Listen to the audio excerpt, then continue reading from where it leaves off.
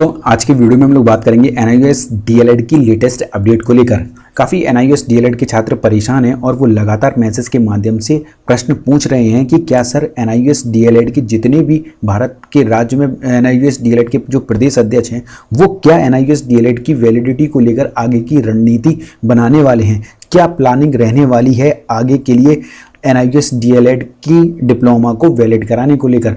और साथ ही साथ अगले पॉइंट में बात करेंगे NIOS DLED का जो कलकत्ता हाई कोर्ट से एक बड़ी अपडेट निकल कर आ रही है उस पर भी बात करेंगे।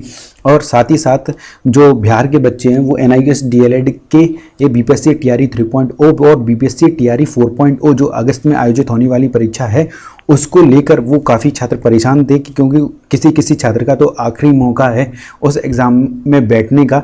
तो वो पूछना चाह रहे थे कि क्या सर NIOS DLED के छात्र BPSC TRE 3.0 और BPSC TRE 4.0 में आवेदन करने योग्य होंगे या फिर नहीं होंगे।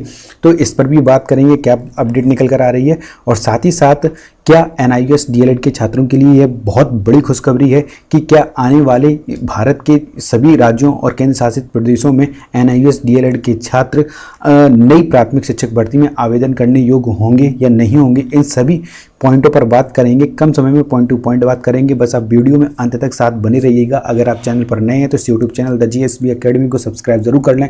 वीडियो को लाइक करना बिल्कुल भी ना भूलें, अभी के अभी लाइक करें और इस वीडियो को पूरा अंत तक ज़रूर देखें। तो आप सभी को स्टार्टिंग से बताते हैं जिनको नहीं पता है NIOS DLED केस में अभी तक क्या हुआ है और आगे की रणनीति क्या रहने वाली है। जो भी NIOS DLED के प्रदेश अध्यक्ष हैं उनकी आप सभी को पता होगा कि जो बिहार NIOS DLED के प्रदेश अध्यक्ष हैं उन्होंने सुप्रीम कोर्ट में एक केस दायर किया था जो कि डिसमिस हो चुका था, डिस्पोज कर दिया गया था उस याचिका को। और सुप्रीम कोर्ट के जज का ये कहना था कि आप स्टार्टिंग से ये हाई कोर्ट के थ्रू आइए और तो आपकी बात पॉइंट टू पॉइंट सुनी जाएगी, जो भी प्रॉब्लम होगी उसको रिजॉल्व किया जाएगा, ऐसा सुप्रीम कोर्ट के जज का कहना था। उनका इतना कहना ही पॉजिटिव रिस्पांस है कि आपकी बात कम से कम सुनी तो जाएगी। इसको लेकर बिहार NIOS DLED के प्रदेश अध्यक्ष जब सुप्रीम कोर्ट में NIOS DLED का केस डिस्पोज हो चुका था तो वो फिर से इस रणनीति में लग गए थे कि कैसे भी करके बिहार में जो पटना हाई कोर्ट है उसमें केस मेंशन कराया जाए या फिर जो वेस्ट बंगाल है उसमें जो हाई कोर्ट है उसमें केस मेंशन कराया जाए। तो पटना हाई कोर्ट में जब उन्होंने केस मेंशन किया तो उसमें कहीं ना कहीं डेट नहीं मिल पा रही या बेंच नहीं लग पा रही थी, किसी भी कारणवश उसमें सुनवाई नहीं हो पा रही थी। लेकिन अब एक खुशखबरी नई निकल कर आ रही है NIOS DLED छात्रों के लिए कि वेस्ट बंगाल में NIOS DLED का केस लग चुका है और साथ ही साथ इस और जो भी राज्य हैं उनके केस को टैग करा लिया जाएगा इसी केस में। यही केस आप देखना आगे चल के सुप्रीम कोर्ट में जाएगा। खुशखबरी की बात यह है कि NIOS DLED के छात्रों के लिए कि जो वेस्ट बंगाल में जो केस लगा है उसकी सुनवाई जल्द ही होने वाली है। जल्द कब होने वाली है तो वो 30 अप्रैल 2024 को NIOS DLED की सुनवाई वेस्ट बंगाल के हाई कोर्ट में होगी। NIOS DLED के केस को लेकर जैसा कि आप सभी को पता होगा कि पहले ही एक केस हो चुका है और जो कि डिस्पोज हो चुका है वो था कौशिक दास जी वाला केस। कलकत्ता हाई कोर्ट में इसको डिस्पोज कर दिया गया। फिर इसके बाद जब बिहार NIOS DLED के प्रदेश अध्यक्ष ने वेस्ट बंगाल में केस किया तो सिंगल बेंच में इसकी डेट लगी हुई है 30 अप्रैल 2024 को इसकी सुनवाई होगी और इसको डिसमिस कराना है इधर से सिंगल बेंच से। फिर आगे की रणनीति क्या रहेगी NIOS DLED के प्रदेश अध्यक्ष की, उनका ये कहना है कि सिंगल बेंच में इस केस को डिसमिस करा के ये फिर इसको डबल बेंच में ले जाना है। NIOS DLED वाले केस को डबल बेंच में जाएगा ये केस, फिर उधर भी ये डिसमिस कराया जाएगा। देन उसके बाद जो स्टेप रहेगा सुप्रीम कोर्ट का, सुप्रीम कोर्ट में एक एक पॉइंट पर खुलकर बात की जाएगी। जो कि उत्तराखंड NIOS DLED के घमंडी प्रदेश अध्यक्ष जो थे उन्होंने जो 14 लाख NIOS DLED छात्रों की जिंदगी बर्बाद की है उसका भुगतान अब इस तरीके से NIOS DLED के छात्र कर रहे हैं कि इतना टाइम लग रहा है। आप सभी को पता होगा कि NIOS DLED Uttarakhand NIOS DLED के प्रदेश अध्यक्ष का जो केस था उसके निर्णय आने से पहले सभी राज्यों में वैलिड था। चाहे 5-5 हाई कोर्ट के आदेश थे, चाहे वो त्रिपुरा हो, असम हो, चाहे MP का केस ले लीजिए, चाहे आप राजस्थान का लीजिए। राजस्थान में तो NIOS DLED के छात्र नौकरी भी कर रहे हैं। 32,000 में। और शायद और आपको पता होगा KVS संगठन में भी NIOS DLED के छात्र जॉब कर रहे हैं। DSSSB में भी यहाँ तक कि PRT पोस्ट पर NIOS DLED के छात्र जॉब कर रहे हैं। लेकिन उत्तराखंड NIOS DLED के जो प्रदेश अध्यक्ष थे, उनके घमंडी रवैये की वजह से ही सभी लगभग 14 लाख छात्रों का ज़िंदगी बर्बाद कर दी उन्होंने।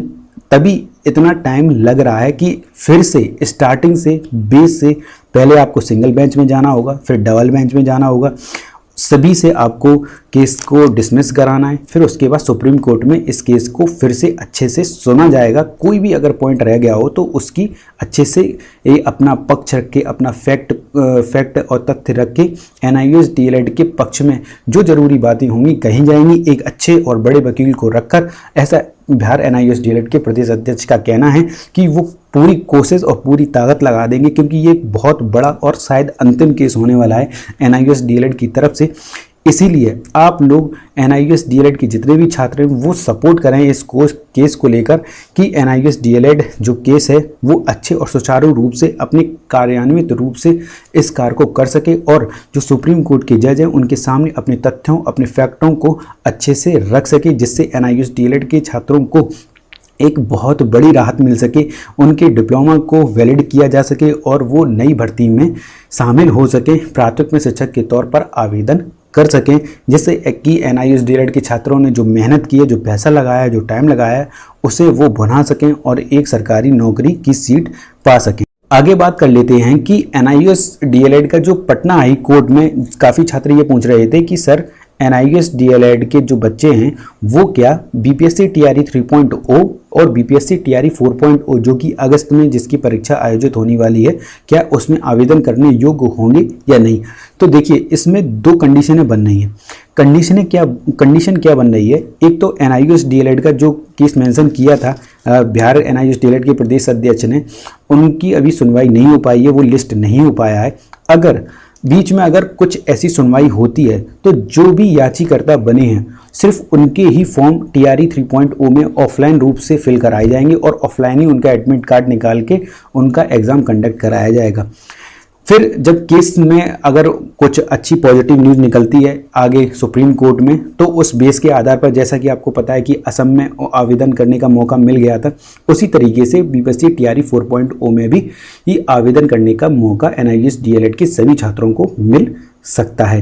नेक्स्ट पॉइंट पर कुछ NIOS DLED के छात्र ये पूछना चाह रहे थे, उनको कन्फ्यूजन थी कि सर NIOS DLED के जो प्रदेश अध्यक्ष हैं बिहार के, वो क्या सिर्फ उन NIOS DLED छात्रों के लिए लड़ रहे हैं कि जो सरकारी नौकरी में पहले से नियुक्त हैं, शिक्षक के तौर पर कार्य कर रहे हैं, क्या उनके लिए ही ये लड़ाई लड़ी जा रही है, या फिर जो छात्र किसी भी कारणवश अभी तक शिक्षक में नौकरी नहीं पा पाए हैं, सरकारी नौकरी नहीं मिल पाई है उन्हें, क्या उनके लिए भी लड़ाई लड़ी जा रही है। इसको लेकर बच्चे काफ़ी कन्फ्यूजन में थे।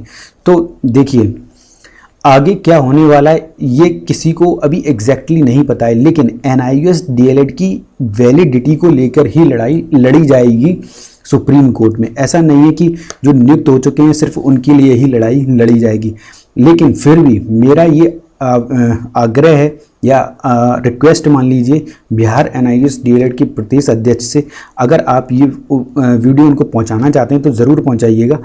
NIOS DLED के प्रदेश अध्यक्ष से एक आग्रह, एक रिक्वेस्ट है, क्योंकि काफ़ी बच्चों के मेरे पास मैसेज आ रहे थे, वो कहना चाह रहे थे कि बिहार NIOS DLED के जो प्रदेश अध्यक्ष हैं उनसे कि NIOS DLED के जो छात्र अभी तक नौकरी नहीं पा पाए हैं उनके लिए भी आप ज़रूर लड़ें, और NIOS DLED की जो डिप्लोमा है उसको वैलिड कराने की प्राथमिकता पहले होनी चाहिए। बाद में NIOS DLED के जो छात्र नियुक्त हो चुके हैं सरकारी नौकरी में, उनकी नौकरी तो वैसे भी बचने ही वाली है, उसमें मेरे हिसाब से कोई भी बहुत फ़र्क नहीं पड़ने वाला है। जी हाँ, NIOS DLED के जो छात्र नौकरी पा चुके हैं उनकी नौकरी नहीं जाएगी, क्योंकि ये वैसे भी वन टाइम विंडो कोर्स था। लेकिन अब बात NIOS DLED की वैलिडिटी को लेकर है, तो आपसे ये एक ही रिक्वेस्ट है कि आप इस केस को सभी जितने भी भारत में 14 लाख NIOS DLED के छात्र हैं उनके भविष्य को लेकर आपको लड़ना होगा। आप एक अंतिम आस मान लीजिए उन छात्रों की, क्योंकि ये एक बड़ा और एक अंतिम केस होने वाला है NIOS डीएलएड की तरफ से। आप जीतेंगे, आप लड़ेंगे आगे तो आपका ही नाम होगा, आपके बच्चे आपका ही नाम लेंगे कि NIOS डीएलएड की जो वैलिडिटी है वो बिहार NIOS डीएलएड के प्रदेश अध्यक्ष ने ही आगे लड़कर ये केस जीता कैसे भी करके। तो आप इस चीज़ का ज़रूर ध्यान दें, प्राथमिकता इसी चीज़ को ही देनी चाहिए कि NIOS डीएलएड की जो डिप्लोमा है वो वैलिड कराया जाए पहले, ना कि जो नियुक्त हो चुके हैं सिर्फ उनको ही पहले उनकी नियुक्ति सेफ हो सके। वो उनकी तो नियुक्ति वैसे भी सेफ होने वाली है, लेकिन NIOS डीएलएड की वैलिडिटी को लेकर जो छात्र प्राथमिक शिक्षक के तौर पर आवेदन करना चाहते हैं, फ्रेश भर्ती में शामिल होना चाहते हैं, वो मेन केस है। वो उधर लड़ाई लड़नी ही होगी आपको, और कोई लड़ने वाला नहीं है। भारत के सभी राज्य जिन्होंने आपको फंडिंग दी है और जिन्होंने आपको किसी भी कारणवश से फंडिंग नहीं दी है, उनके बारे में भी आपको ही सोचना होगा, क्योंकि एक बड़े स्तर पर आपको सपोर्ट किया गया है NIOS डीएलएड छात्रों की तरफ से। इसीलिए the GSB academy YouTube channel आपके माध्यम से जो NIOS डीएलएड के छात्र हैं जो परेशान हो रहे थे काफ़ी, तो उनकी तरफ से मैं कहना चाहूँगा कि NIOS डीएलएड की वैलिडिटी को पहली प्राथमिकता दी जानी चाहिए कि जो फ्रेश भर्ती निकले प्राथमिक शिक्षक के तौर पर, उसमें NIOS डीएलएड के छात्र वैलिड हो सकें, आवेदन कर सकें और भविष्य में एक सरकारी नौकरी प्राप्त कर सकें। काफ़ी NIOS डीएलएड के छात्र ये जानना चाह रहे थे कि सर जो कलकत्ता हाई कोर्ट में डेट लगी हुई है उसकी ऑफिशियली वेबसाइट पर आप मुझे दिखा दीजिए कि NIOS डीएलएड का केस कहाँ लिस्ट हुआ है, इसकी डेट कब है और क्या इसका नंबर है। तो आप यहाँ पर देख सकते हैं अपनी स्क्रीन पर कलकत्ता हाई कोर्ट की ये ऑफिशियली वेबसाइट है। इसमें जो फिलिंग नंबर दे रखा है 10983/2024, ये आप नोट डाउन करके रख लीजिएगा। NIOS डीएलएड के लिए जो छात्र हैं उनके ये काम आएगा आगे। जो फिलिंग डेट है 15 अप्रैल 2024 को फिल किया गया था, और जो भी इसकी मिस्टेक्स की उसको दूर करके रजिस्ट्रेशन डेट 25 अप्रैल 2024 है। यहाँ पर आप देख सकते हैं NIOS डीएलएड छात्रों के लिए जो सबसे बड़ी खुशखबरी है वो ये है कि इसकी जो फर्स्ट हियरिंग है वो 30 अप्रैल 2024 को होने वाली है। First hearing Calcutta high court में, और साथ ही साथ सिंगल बेंच में ये जस्टिस विश्वजीत जो बासु जी हैं उनके अंडर में ये केस होगा, और साथ ही साथ इस केस को डिसमिस करा के डबल बेंच में ले जाना होगा। जो पिटिशनर बनाए गए हैं वो हैं इंद्रानी सरकार, और जो रिस्पोंडेंट बनाए गए हैं वो हैं state of West Bengal and others. हाँ, NIOS डीएलएड की हर एक ऑथेंटिक और लेटेस्ट अपडेट सबसे पहले प्राप्त करने के लिए आप इस YouTube channel the GSB academy को सब्सक्राइब जरूर कर लें अभी के अभी, और इस वीडियो को लाइक करना तो बिल्कुल भी ना भूलें, अभी के अभी लाइक करें। और इस वीडियो को ज़्यादा से ज़्यादा अपनी जितनी भी NIOS डीएलएड के व्हाट्सएप ग्रुप हैं या टेलीग्राम ग्रुप हैं उसमें शेयर ज़रूर करें। आपके अपने फेसबुक, इंस्टाग्राम और ट्विटर पर इस वीडियो को ज़्यादा से ज़्यादा शेयर करें, जिससे कि एक NIOS डीएलएड के छात्र को सही और सटीक जानकारी मिल सके। वीडियो को लाइक भी करें।